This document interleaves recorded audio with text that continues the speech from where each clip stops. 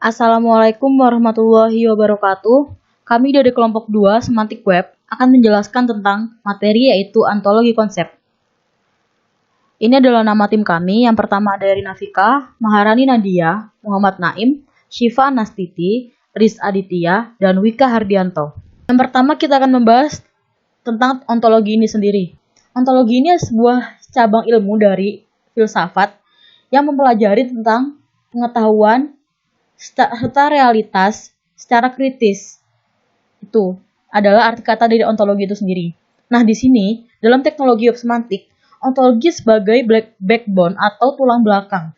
Jadi itu adalah yang membangun teknologi web semantik. Karena ontologi tadi mencari ilmu secara kritis, maka dalam ontologi web semantik dapat digunakan untuk melakukan pengelolaan sumber daya informasi dari web. Nah, ontologi ini merupakan cara untuk merepresentasikan pengetahuan dari sekumpulan konsep dalam sebuah domain informasi.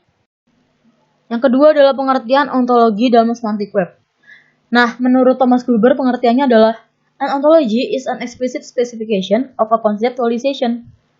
Ini maksudnya ada dua kata kunci yaitu specification dan conceptualization. Spesifikasi ini maksudnya adalah suatu deskripsi atau definisi. Jadi deskripsi dari sebuah konsep. Nah, kita membahas model ontologinya. Model ontologi ini disusun secara sistematis. Nah, kenapa bisa disusun secara sistematis informasi-informasi tadi? Karena ontologi ini memiliki kemungkinan untuk membuka dan manajemen pengetahuan dari banyak orientasi. Misal dokumen, dia bisa mengubah pandangannya ke arah pengetahuan yang saling terkait. Setelah dia kombinasikan, dia akan memanfaatkan kembali pengetahuan-pengetahuan yang telah dia kaji dari banyak basis tadi. Nah, setelah dia memanfaatkannya ini, dia bisa mendeskripsikan informasi yang telah didapat, itu disusun. Dan disusunnya itu secara sistematis. Jadi deskripsinya itu jelas. Inilah mengapa sistem semantik web ini bisa membuat pengguna untuk mencari sesuatu itu lebih mudah. Selanjutnya, rekomendasi bahasa. Bahasa yang digunakan itu yang direkomendasikan oleh W3C adalah RDF dan OWL. RDF dan OWL sendiri ini menggunakan bahasa dasarnya yaitu bahasa XML. Nah, yang ketiga kita akan membahas tentang manfaat ontologi. Yang pertama, menjelaskan suatu domain pengetahuan secara eksplisit, memberikan struktur hierarki dari konsep untuk menjelaskan sebuah domain dan bagaimana mereka berhubungan. Yang kedua adalah berbagi pemahaman dari informasi yang terstruktur. Sebagai contoh, beberapa web yang berbeda memiliki informasi medis.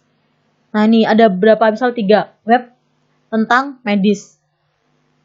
Nah, jika web tersebut dipakai bersama, 3 web tadi ya, dipakai bersama, dan dipublikasikan dengan dasar ontologi yang sama, jadi dia memiliki dasar ontologi untuk mempublikasikan 3 web ini memiliki dasar ontologi yang sama, maka perangkat lunak dapat mengekstrak dan mengumpulkan informasi dari situs yang berbeda. Dan yang terakhir, manfaat ontologi yang ketiga, penggunaan ulang domain pengetahuan. Apabila ingin membangun ontologi yang luas, dapat mengembangkan ontologi yang telah ada sebelumnya dan mengintegrasikan dengan beberapa ontologi lainnya yang relevan dengan ontologi yang ingin dibangun. Begitu adalah manfaat ontologi. Kita beralih ke elemen dari ontologi. Yang pertama adalah instance. Instance ini apa? Itu adalah sebuah individu dari sebuah kelas, member dari kelas. Misal, kelasnya negara, yang membernya England, Italy, USA. Itu adalah sebuah member individual dari kelas. Dan instance ini dipandang sebagai objek dari suatu domain. Ya, ini instance ya. Yang kedua ada property. Property ini apa? Itu adalah binary relation. Ada 2 jenis, yaitu object property dan data type property. Yang pertama, object property. Object property ini dari artinya dia menghubungkan antar objek. Misal, Matthew, dia tinggal di England. Lives in merupakan properti dari 2 objek Matthew dan England. Dan contoh lainnya, misal nama dosen, nama mahasiswa, itu objek. Nah, data type propertinya yaitu string, misal gitu. Nah, selanjutnya ini class. Karena kita udah bahas tentang instance, yaitu member dari class. Nah, ini classnya. Dia titik pusat ontologinya. Bisa didefinisikan kelas itu menjelaskan sebuah konsep dalam suatu domain yang terdiri dari beberapa instance. Kelas juga dapat dikenal sebagai konsep, objek, dan kategori. Sebuah kelas memiliki subclass yang ditujukan untuk menyatakan konsep lebih spesifik dari superclass. Terus ada axiom. Axiom ini apa? Dia tuh aturan eksplisit yang digunakan untuk membatasi nilai. Jadi dia membatasi nilai dari kelas maupun instance. Misal, properti dan relasi. Properti tadi untuk menghubungkan tadi dan relasi suatu hubungan adalah sebuah jenis axiom. Berikutnya adalah pembangunan dari sebuah ontologi. Disebut dan dikenal juga sebagai ontologi engineering atau ontologi development. Nah, ini melibatkan 3 hal, yaitu metode, bahasa, dan software. Metodenya apa aja? Jadi dari beberapa metode, yang paling sering digunakan adalah metode development 101, tapi juga terdapat metode lain seperti metodologi atau on to knowledge. Selanjutnya bahasa. Bahasa tadi setelah dijelaskan yaitu RDF, XML, dan OWL. Namun di sini bahasa ada 2. Karena tadi OWL itu termasuk dalam web base, ada bahasa konvensional yaitu bahasa yang tidak digunakan secara langsung pada web. Tapi kalau OWL langsung bisa digunakan pada web. Nah, selanjutnya dari 3 hal tadi yang terakhir adalah software. Software sebenarnya banyak untuk membangun sebuah ontologi, namun yang paling sering digunakan adalah Protege. Tapi juga ada software lain seperti OnToEdit, WebODE, dan Altova. Protege ini setelah digunakan dalam banyak penelitian ataupun untuk pengembangan aplikasi ontologi yang sesungguhnya. Halo, saya Maharani. Di sini saya akan melanjutkan penjelasan yang sebelumnya telah disampaikan oleh teman saya. Nah, jadi dalam teknologi web semantik ini, ontologi berperan sebagai inti atau core teknologi. Nah, ontologi web semantik memungkinkan komputer agar sumber daya yang ada pada web atau web resource tidak hanya dapat dipahami oleh manusia, bisa disebut juga dengan human readable, namun jika dapat dipahami oleh mesin atau komputer, di mana namanya itu machine readable, sehingga memungkinkan untuk melakukan pengelolaan kumpulan sumber daya web atau web resource secara sistematis dan terstruktur.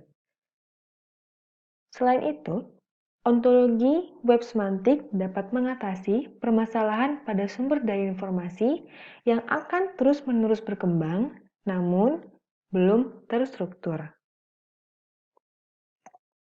Nah, teknologi web semantik memiliki susunan di mana susunan itu terbagi dalam beberapa layer atau lapisan yang terdapat pada arsitekturnya. Nah, model arsitektur web semantik disebut sebagai semantic web stack. Untuk visualisasi arsitekturnya dapat dilihat pada gambar berikut. Selanjutnya, itu ada ontologi development 101. Nah, metode ontologi development 101 merupakan metode pembangunan ontologi yang dikembangkan oleh Natalia F. Noy dan Deborah L. McGuinness, peneliti yang berasal dari Universitas Stanford, Amerika Serikat. Berdasarkan metode ontologi development 101, terdapat 7 tahapan yang akan dikerjakan dalam membangun suatu ontologi. Jadi yang pertama, kita menentukan domain dan cangkupan ontologi. Yang kedua, kita mempertimbangkan ontologi yang sudah ada sebelumnya. Ketiga, enumerasi kata-kata penting dalam ontologi. Yang keempat, mendefinisikan kelas dan hierarki dari kelas. Yang kelima, mendefinisikan properti dari kelas. Yang keenam, mendefinisikan facet atau batasan dari properti. Dan yang terakhir adalah membuat instance-nya.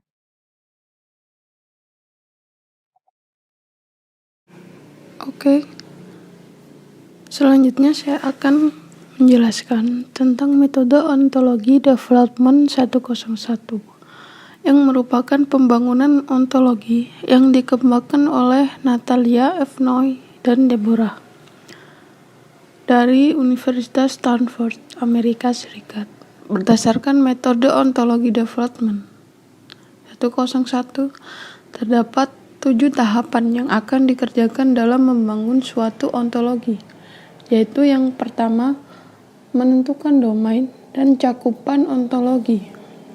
Dalam membangun ontologi, akan dimulai dengan mendefinisikan domain dan cakupan dari ontologi tersebut. Hal ini dapat dilakukan dengan cara mengetahui domain dan cakupan apa yang melingkupi ontologi yang akan dibangun, untuk apa ontologi digunakan, dan siapa yang menggunakan serta mengurus ontologi itu siapa. Salah satu cara dalam menentukan domain dan cakupan ontologi adalah dengan membuat daftar pertanyaan yang harus dapat dijawab atau yang biasa disebut competency question. Yang kedua, mempertimbangkan ontologi yang sudah ada. Ontologi yang sudah ada dapat diperhalus dan diperluas untuk domain yang akan dibuat. Penggunaan ontologi yang sudah ada dilakukan dengan apabila sistem yang dibangun memerlukan interaksi dengan aplikasinya yang telah dilakukan oleh suatu ontologi. Banyaknya ontologi yang tersedia dengan domain dan cakupan yang mirip dapat menjadi pertimbangan untuk menggunakan ontologi tersebut. Kemudian yang ketiga, enumerasi kata-kata penting dalam ontologi, yaitu menentukan daftar kata-kata apa saja yang akan dibangun dalam ontologi. Hal ini dilakukan dengan cara mengetahui kata apa saja yang harus diperbincangkan, apa yang menjadi jawaban mengenai kata-kata tersebut, serta properti apa saja yang dimiliki oleh istilah tersebut. Sebagai contoh, terdapat ontologi minuman anggur. Kata-kata yang terdapat dalam ontologi meliputi minuman anggur, tempat membuat anggur, warna minuman anggur, bentuk, cita rasa, dan kadar gula. Kemudian yang ketiga, mendefinisikan kelas dan hierarki kelas. Mendefinisikan kelas ontologi dan menyusun kelas, hierarki, superkelas atau subkelas. Terdapat beberapa pendekatan dalam menentukan hierarki kelas, yaitu pendekatan top-down, dimulai dengan mendefinisikan konsep umum dalam domain yang dilanjutkan dengan mendefinisikan konsep yang lebih spesifik. Pendekatan bottom-up, yang merupakan kebalikan dari pendekatan top-down, serta pendekatan combination yang merupakan kombinasi antara pendekatan top-down dengan pendekatan bottom-up. Yang kelima, mendefinisikan properti dari kelas. Setelah kelas diciptakan, langkah selanjutnya adalah mendefinisikan properti kelas. Sebuah kelas jika berdiri sendiri, tidak akan memberikan informasi yang cukup tanpa adanya properti yang melekat di dalamnya. Dengan properti inilah sebuah kelas akan mempunyai nilai, ditambah dalam hal ini adalah informasi. Pada tahapan ini, melakukan pendefinisian properti dan menjabarkan nilai properti tersebut.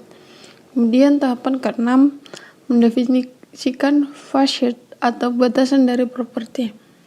Facet atau batasan properti merupakan batasan tertentu di mana properti yang dimiliki setiap kelas memiliki tipe dan nilai khusus dalam pengembangan ontologi.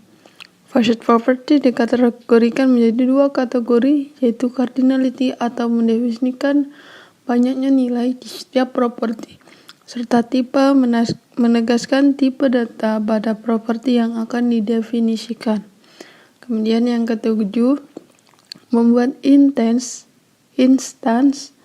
dengan langkah terakhir ini, yaitu membuat individu kelas atau yang bisa disebut instance. Dalam mendefinisikan instance harus diperhatikan yaitu pemilihan kelas, pembuatan instance pada kelas serta mengisi nilai properti. Itu saja metode ontologi development 101.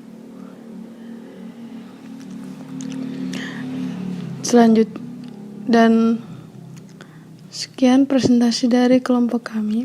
Selanjutnya akan dilanjutkan oleh teman saya untuk sesi pertanyaan.